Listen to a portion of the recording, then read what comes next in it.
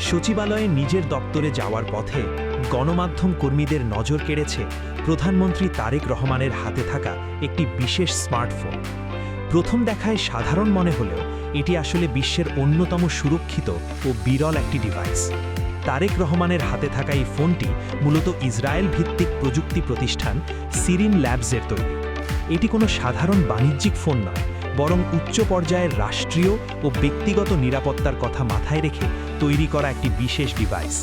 এর প্রধান বৈশিষ্ট্যগুলো হলো, এই ফোনে সামরিক বাহিনীর মতো উচ্চমানের এনক্রিপশন প্রযুক্তি ব্যবহার করা হয়েছে, ফলে এই ফোনের কল বা মেসেজে আড়ি পাতা বাইরের কারো পক্ষে প্রায় অসম্ভব। সাধারণ অ্যান্ড্রয়েড ফোনের তুলনায় এর অপারেটিং সিস্টেম অনেক বেশি শক্তিশালী। এতে রয়েছে real time hacking protection system, যা যে কোনো ধরনের সাইবার আক্রমণকে মুহূর্তেই রুখে দিতে পারে। ফোনটিতে একটি আলাদা স্লাইডিং স্ক্রিন রয়েছে।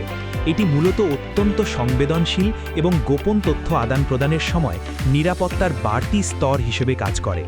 বর্তমান বিশ্বে স্মার্টফোনে আড়ি পাতা বা ট্র্যাকিং করা খুব সহজ হয়ে দাঁড়িয়েছে।